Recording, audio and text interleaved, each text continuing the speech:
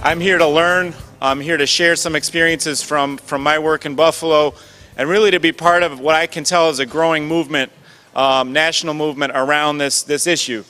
So, thank you for bringing me down from the ice caps to get a taste of spring for 12 hours here. I will go back, to the polar situation later tonight. But I wanted to start by just saying a little bit about myself and my path. I'm a son of Buffalo, born and raised, went through the city school system, from a family, what I generally characterize a lower middle class family. My mother's a florist. My dad had jobs in the technical department at the county. But growing up in Buffalo, I saw a lot of situations. I saw an economy that was falling apart. I saw steel mills close. And I saw families being impacted by that in a very differential way, really based on their class and their race. And I saw growing inequality in Buffalo. And I worked hard. I did well at our academic magnet school in Buffalo, and I went away to Swarthmore College, and I hid myself in the library for 4 years there. And I got into a fancy law school called Harvard Law School in 1998. I'd spent a lot of time reading about cities, about social movements, about poverty, but I'd really been in the library for a good number of years. I took an internship right before Harvard Law School, working with service workers, and I showed up at Harvard with some really high hopes, as anyone would.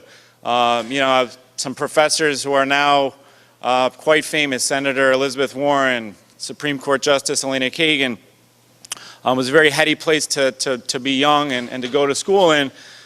But very early on, I started asking some questions about what was going on around me. My first semester there, I met Derek and James here, who were serving us food in the cafeteria at the law school. And what I learned from Derek and James was interesting. The school, everyone in the country knew that the school was the wealthiest nonprofit institution in the country, second only to the Vatican in the world. Everybody knew that it produced graduates of great wealth and prominence, but there was a hidden story to Harvard at the time that I was there, and it was that there was a systematic campaign to, what I would say, produce poverty on campus. And that was happening in the dining halls.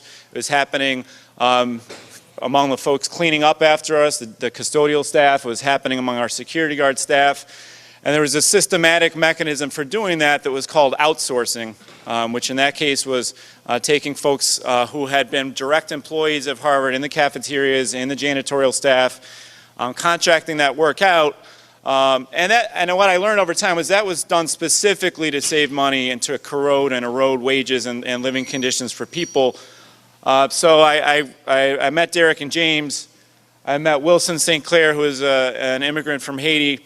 And I really met 50, 60 other service workers, and I started to piece together a story that had a common thread. And the common thread was, I've been living in Cambridge for 5 years. I've been living in Cambridge my whole life. But I can't afford Cambridge anymore. The rents just jumped up from $601 one bedroom, $600 a month, to $1,000 to $1,100 to $1,400. Meanwhile, my wages have fallen from $13 an hour to $11 an hour to $8 an hour, all the way down to $7.25 for some of the service workers. And so part of what I think poverty is in the United States is math. It's simply how much are people making when they work 40 hours a week, how much is rent, and what are the choices people have to make when they put those two numbers together. And what I experienced at Harvard was there was a true full-blown social crisis. And the social crisis manifested itself in homeless workers. It manifested itself in workers going to the soup kitchen from Harvard at the church next door to eat. It manifested itself in people working really inhumane hours, 90-hour work weeks, 100-hour work weeks with families. And so the question that we came to at Harvard, I'm going to turn to my life in Buffalo soon, but was what do you do about that? What are the strategies? There's service-based strategies which are critical. And then there's social movement strategies which are also critical.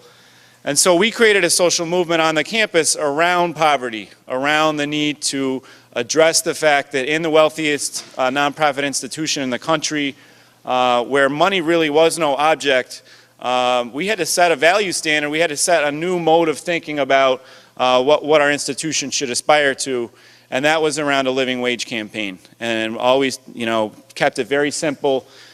We did some analysis and learned that at that time, an $11 an hour minimum wage would allow for people to at least pay rent and get to work. And so we set about creating a social movement to enforce that standard on campus. And we won. We won by mobilizing hundreds and thousands of people over a 3-year period. And ultimately, if you see me out the window there, we also did direct action. We did civil disobedience. We took over the president's office for the last month that I was at Harvard. And what I learned through that campaign is you can end poverty in an institution. The workers on campus are now making $16 an hour minimum. They can provide for their families. They even have some time to be with their families.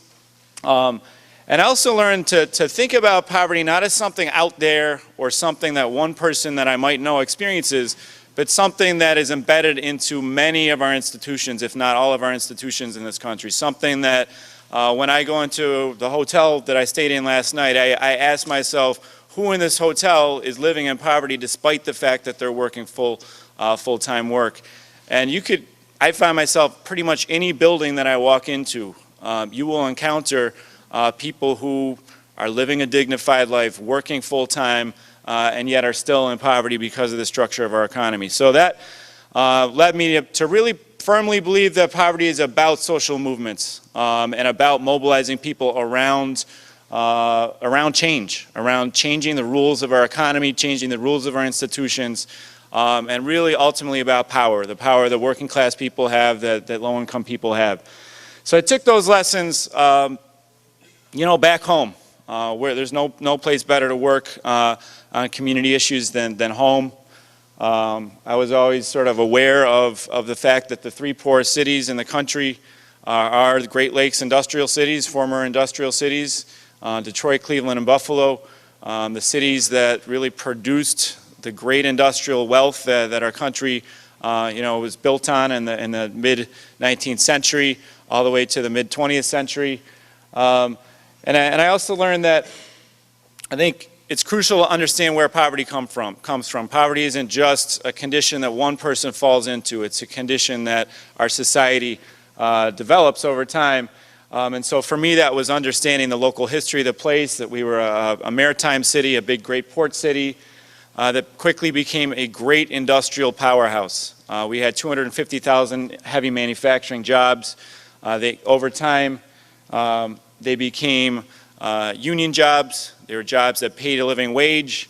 They were dangerous jobs. They were hazardous jobs, but they put food on the table. And there were a lot of them. And people from all over the world, the American South, the African American population grew in Buffalo, moving up for the steel plant jobs.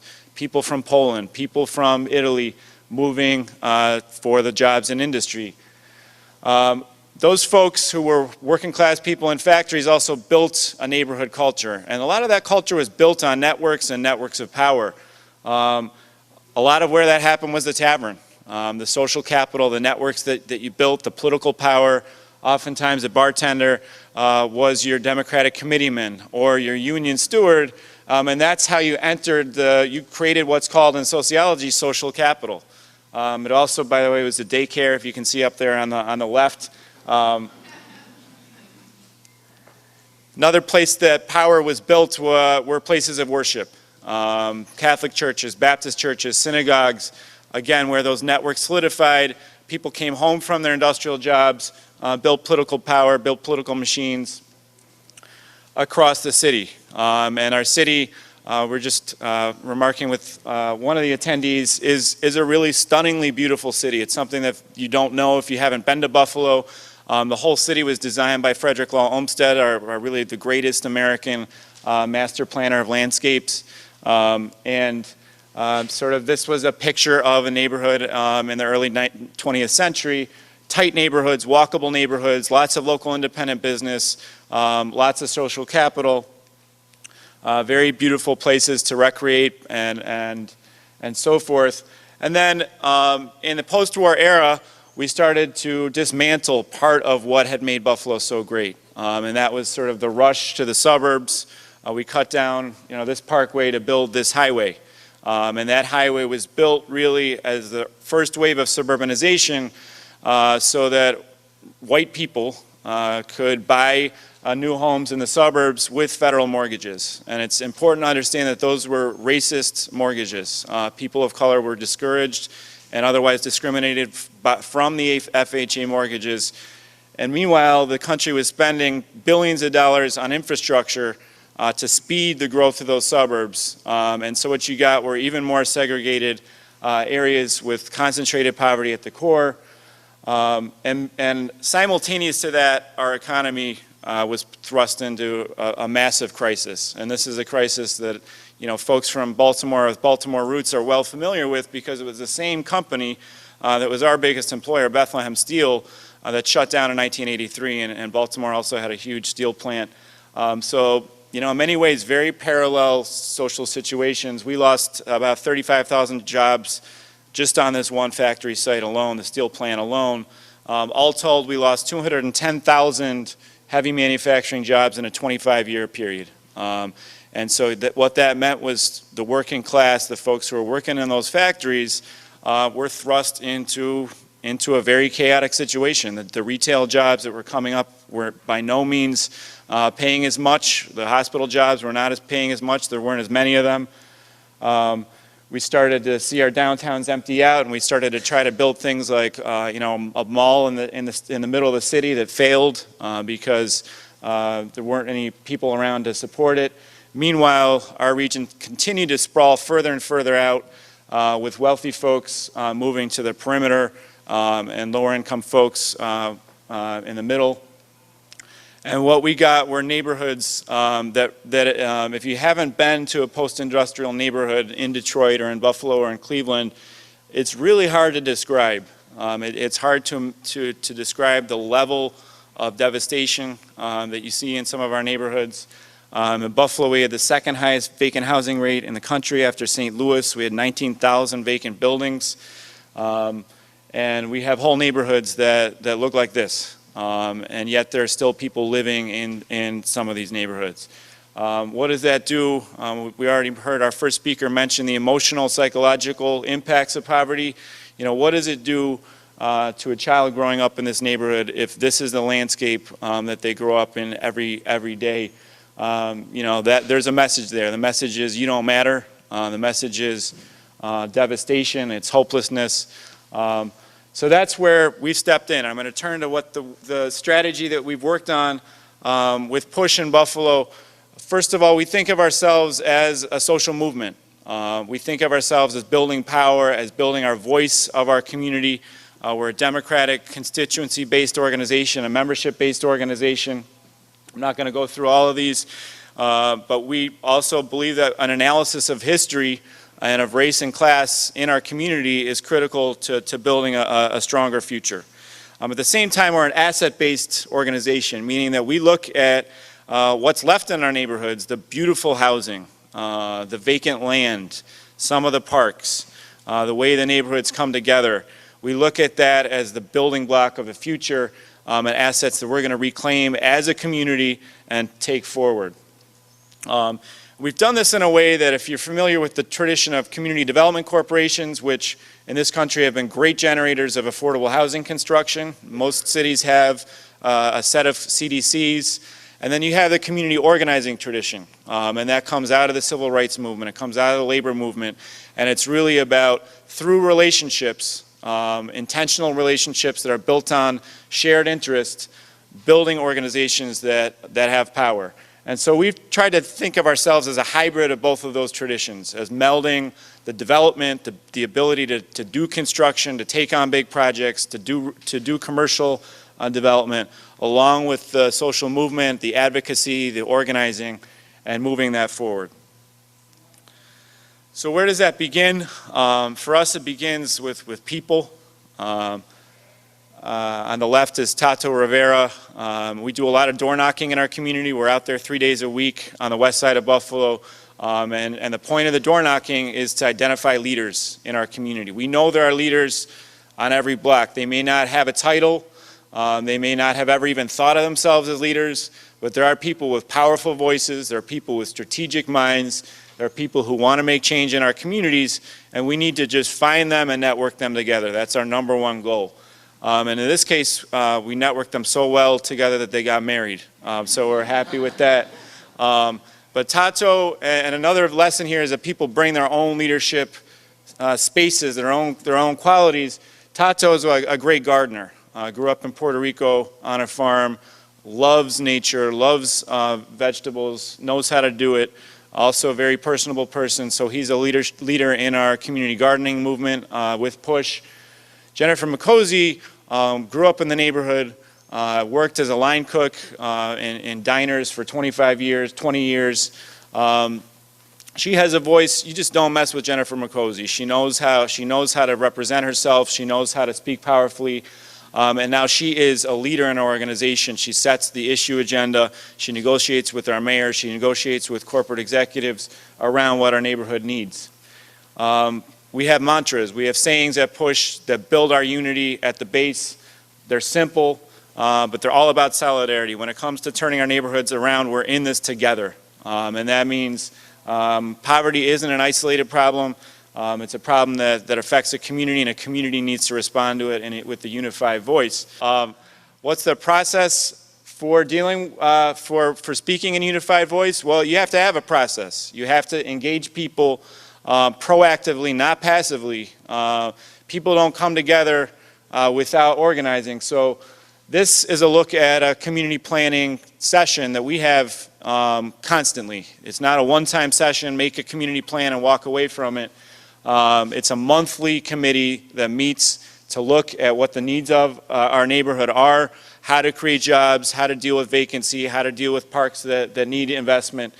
And this is Maxine Murphy, who facilitates many of those conversations, also just a strong leader in our community. This is a particular session on, what is gentrification? So there's political education that goes into our conversations.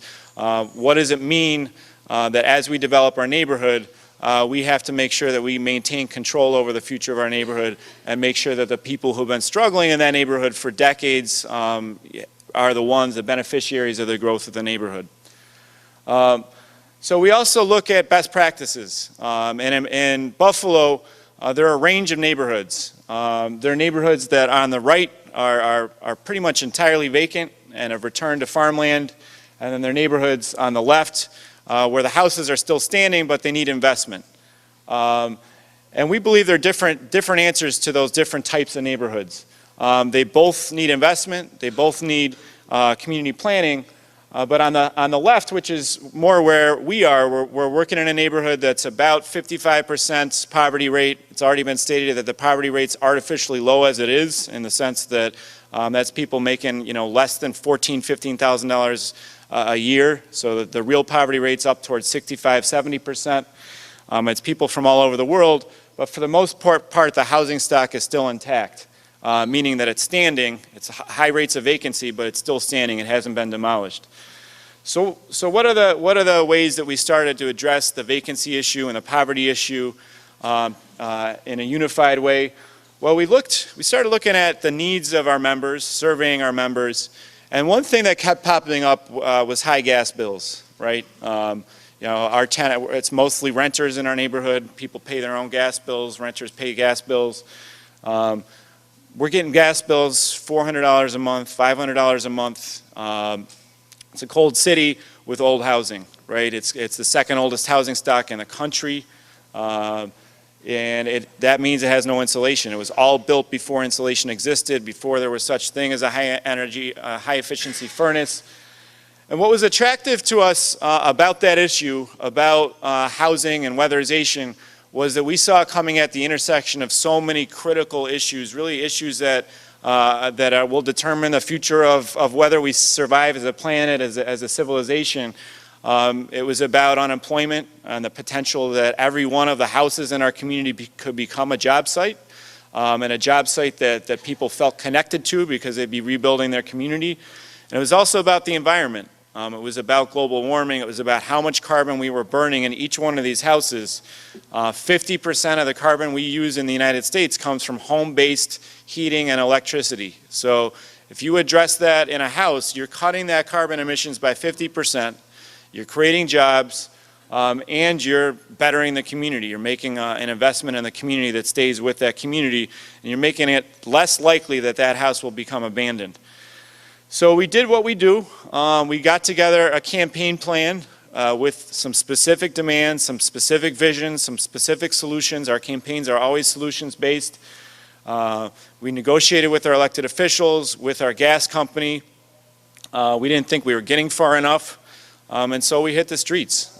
We protested for about a year and a half at our government agencies, at our utility company.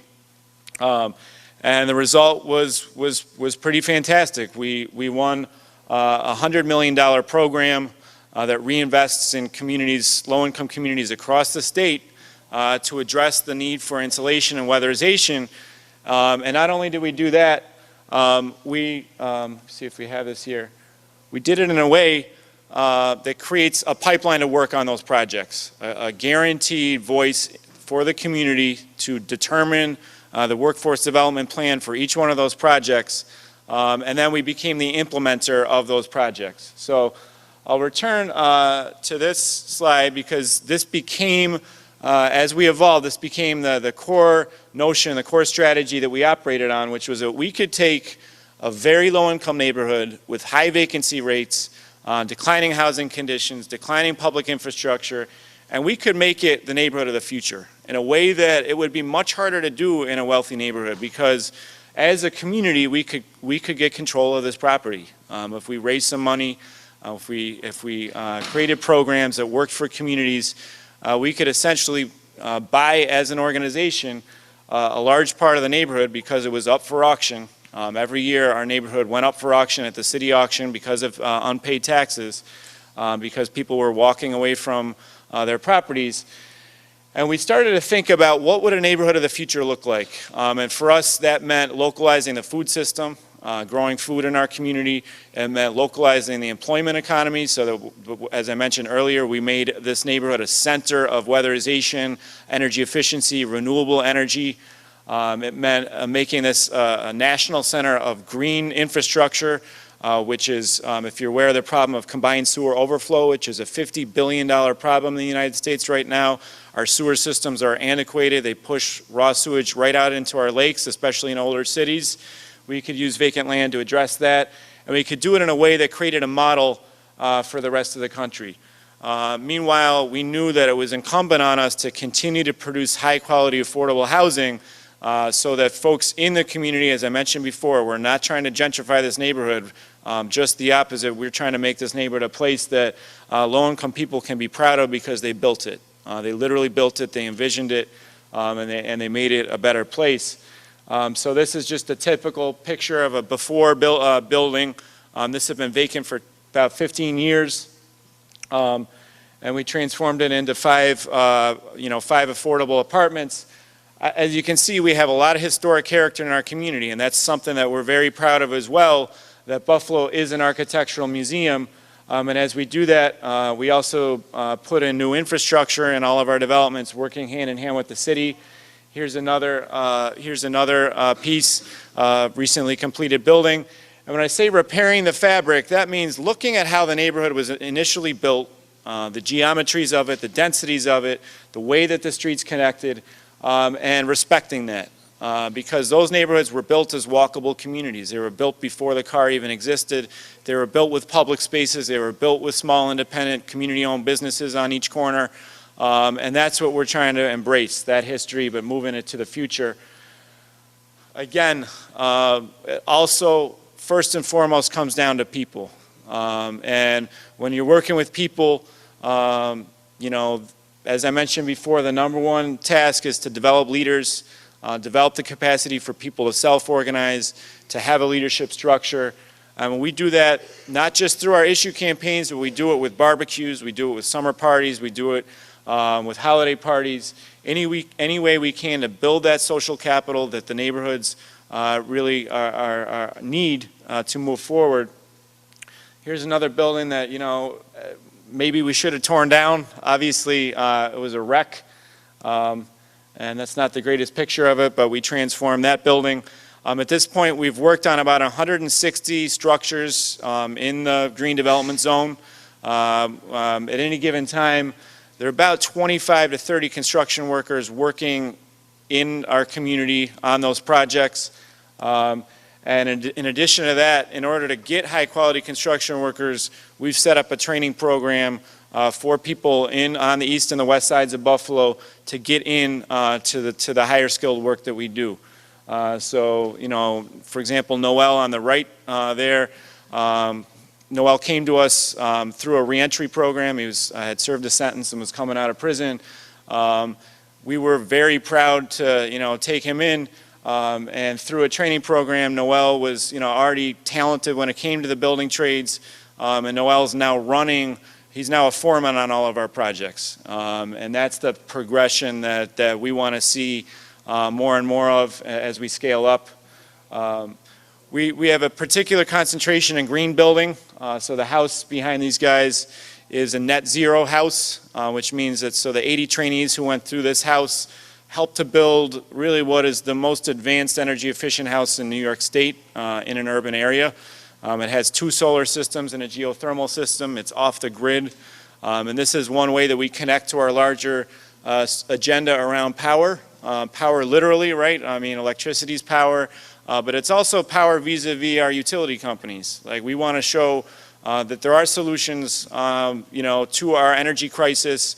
And we're going to produce those solutions whether there's resources for them, whether they're trying to be blocked or not, because they're too important for our community and for our planet to move those forward. I mentioned food. So one of the benefits, because we're in a neighborhood that had depopulated and had lost some of its housing to demolition, we have little pockets like this of vacant land. And this vacant land didn't look like this at all when we got it. You know, it was bumpy. It had a lot of ditches in it, but there's a real beauty, and I'm sure many of you have experienced, to community gardening. It's a space that's a peaceful space, it's a social space, it's a quiet space. So we create these large plots. This particular farm is 28 different families, and you can see this is the team of folks who builds our gardens. They build not only food gardens, they also build what I mentioned before, the green infrastructure gardens, which very simple way of thinking about it. All the rainwater coming off our roof lines and our gutter systems, we feed that into vacant land so that it doesn't go into the sewer system. So we build those systems right at the neighborhood level. And I do want to emphasize this for any policymakers in the room. In my opinion, if your city is under an EPA consent decree around combined sewer overflow, which about 70 cities are, this is potentially the biggest job creator that low-income communities can access at this point. It's $50 to $70 billion going into this sector over the next 4 years, and if communities are ready to seize that investment, we can do that work at the neighborhood level with neighborhood people, and that's an immediate opportunity that I encourage everyone to look at to see if your city has a similar situation. So we train this crew to do that work. And they build the gardens. This is the after picture of that same garden. Again, the spiritual, the emotional, the physical, the material, the nutritional, all working together to move the community forward. I wish we had people in this picture, but this is, you know, another component of poverty is, do you have places to recreate that are safe, that are welcoming? So we built a new mini park this year at the center of our green development zone. It's become, as this picture shows, it's become a great congregational place for our community. It's become, you know, the heart, especially when it's not polar up there. And we're very proud of that. Not just because there's a park, but because if you look at that bench in that picture, if you look at the way the crescent is shaped and the public plaza, that was designed by the people who are using that park. We used a community engaged design process. It wasn't just the city coming in and putting foisting a park plan on us. And that obviously creates ownership. It creates a feeling of pride around the park. This is just a training around gardening at another one of our gardens. We have a very large refugee population in the community. We have people from all over the world on the west side of Buffalo. This is a particular family from Burma. And what's cool about the growing refugee population in the city is that many of those folks also come with agricultural knowledge. And especially through the adjustment phase, when you can imagine moving to Buffalo from Burma, there's just a huge cultural shift. The garden spaces are something that provide a sense of belonging, a sense of peace, and we're doing everything we can to make that happen. Another big part of our community are youth. And youth as leaders, if you look at the history of the civil rights movement, you know how critical youth are in social movements, whether it's high school students, college students, being at the forefront of change, bringing a new spirit of change and community. So this is a partner of ours at the center of the Green Development Zone that has a full-scale urban farm. They got 40 chickens, they've got 20,000 fish in 2 aquaponic systems. They grow all range of vegetables, and it's entirely youth-run. So through training and ongoing support, it's youth-run. They also create entrepreneurial products that are then marketed in supermarkets from the produce. I'm just going to go back to organizing for a second. This is a particular campaign around vacant housing in our neighborhood. So we had about 400 vacant homes on the west side of Buffalo that were owned either by the city or the state. And they were like in a lockbox. You couldn't get them. They weren't going for sale. They were just deteriorating. They were part of a crazy Wall Street deal that sort of a bank basically had a big bond that was on top of them that sort of froze them in place. So, that's not something we were going to stand for, that these have big health impacts, big, impacts on the quality of life in our community. So we started ticketing. We created things that look like our parking tickets at the city and started ticketing the state and the city on their homes when they left a home like that, especially if we had made a good faith effort to get that home and said, look, we have a plan for this home. If they left it vacant, we would ticket them, and I don't think I have a picture here, but we also, at that time, we had we put the face of our governor on about 200 of the homes, the state homes. And you can imagine, that got the governor's attention pretty quickly, right? 200 pictures on the worst homes that you can imagine, and that's organizing. And it's not just one person doing it. It has to be masses of people with a leadership structure pushing issues that are strategic and that have solutions. And so through that campaign, we've created a whole nother set of programs, about $25–30 million worth of programs for direct investment in vacant housing, not just in Buffalo, but in the 4 cities of upstate New York. There's a picture of, the solar project on one of our homes and the net zero house again. I think I'm going to end here by saying that, well, say one more thing after this, but youth are really our foundation at Push. We run a youth center. We get about 70 kids a day in the youth center, doing culture, doing making beats, dancing, doing their homework. It's a free space. People can do as they please in the space with some structured opportunities. And what we've seen just by having that youth presence in our space is that youth are smart. They gravitate to opportunities as they see them. And so they're now driving our development plan for the neighborhood. When we have a community planning meeting, it isn't just adults showing up to, what should we do with this park space? What should we do with this vacant home? It's them. And their ideas are fresh and vital, and they push us forward. How am I doing on time? Here. Okay, cool.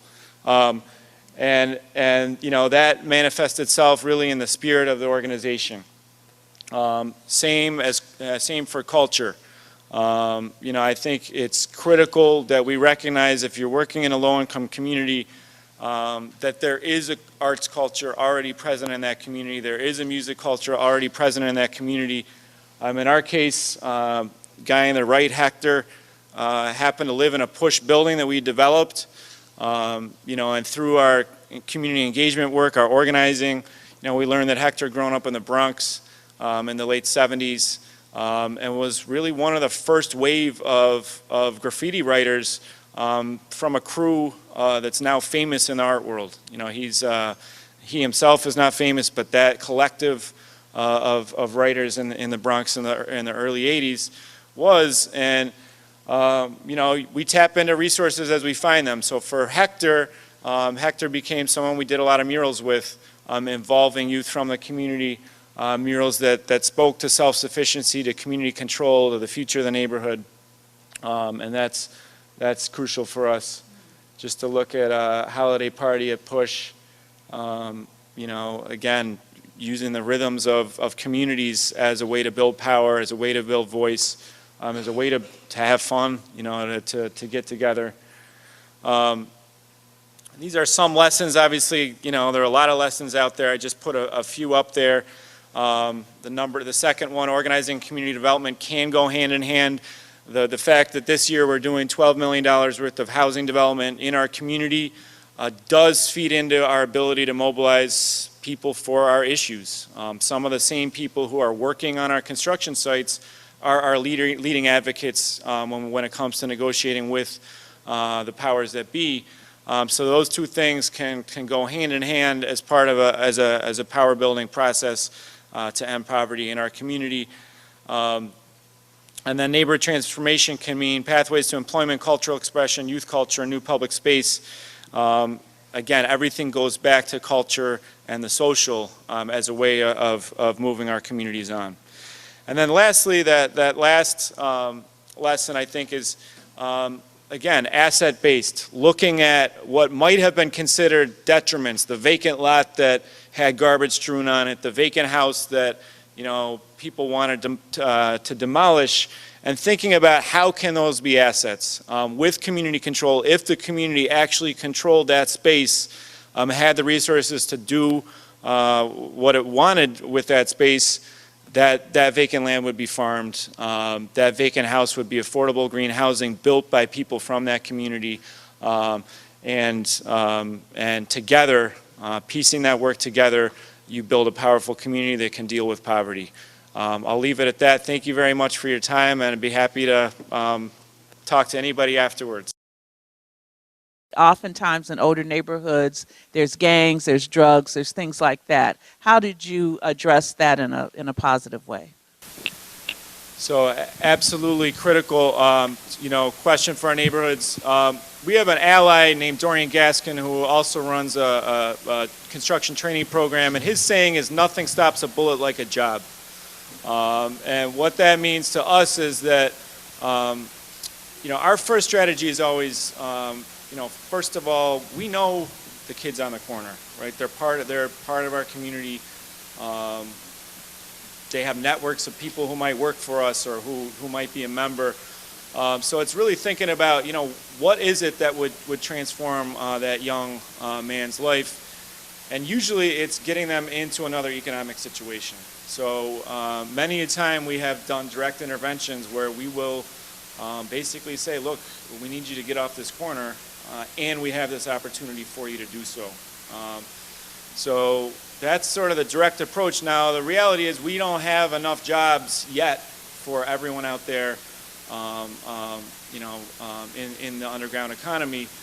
And I think what I'd say generally is that community planning is a response to crime, in that you fill vacant spaces where that were once drug houses. We've done that systematically, one by one, to the point that there just aren't as many spaces, dead spaces in the neighborhood, dead blocks, where you can get away with hiding. At the same time, I would say, like, you know, from my personal standpoint, you know, it's critical to recognize that the war on drugs and the whole way we've criminalized youth in this society is a generator of poverty. We've trapped a whole 2 generations at this point of mostly young men of color in a system that enforces poverty and enforces poverty systematically. So it's an issue, for example, that we've never done an issue campaign around it because we find it divisive to organize directly around crime in our neighborhood because it's complicated. There are a lot of people in our neighborhood who have not yet found an economic path that will get them out of that situation.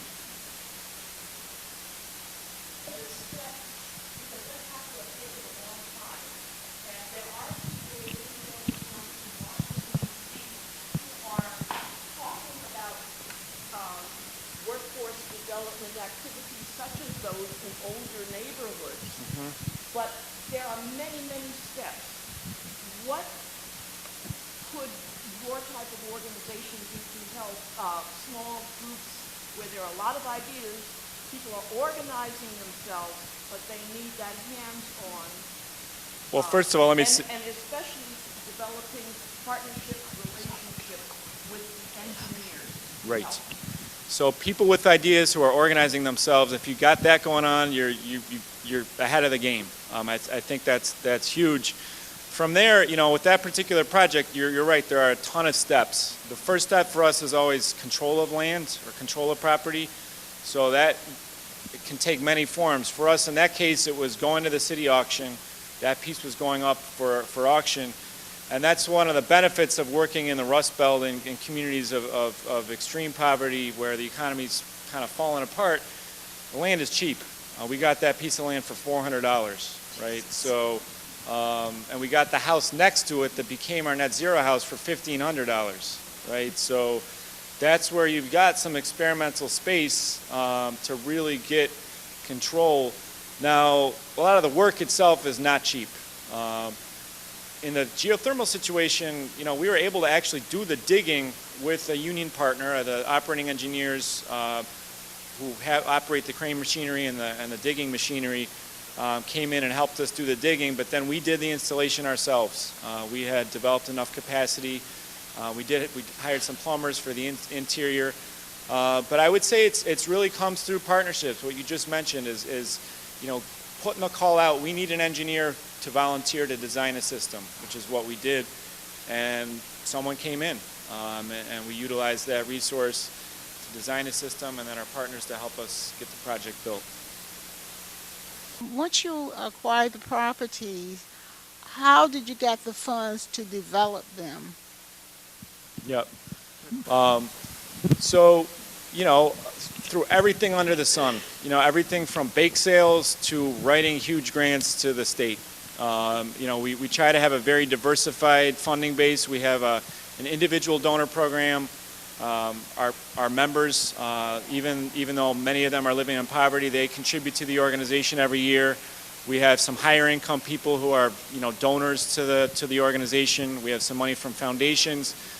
More and more, the big time housing work we're doing. For example, right now we're working on 24 buildings at once, 24 vacant buildings at once. That came from a low-income housing tax credit project, which is a state grant that we had to apply for. But it took us years to get the capacity to even be a credible applicant for that grant. We had to build up a portfolio and a record of getting the work done. So what I would say is there are still some good funding streams out there for affordable housing and development. Some of them come through HUD, but a lot of them are complex to the point where you got to have a bit of administrative capacity to get that money and to administer it well. And that's where, if you look at community development corporations or the history of those types of institutions, they'd be a good guide to sort of what you need to capture that kind of money. Thank you. Yep.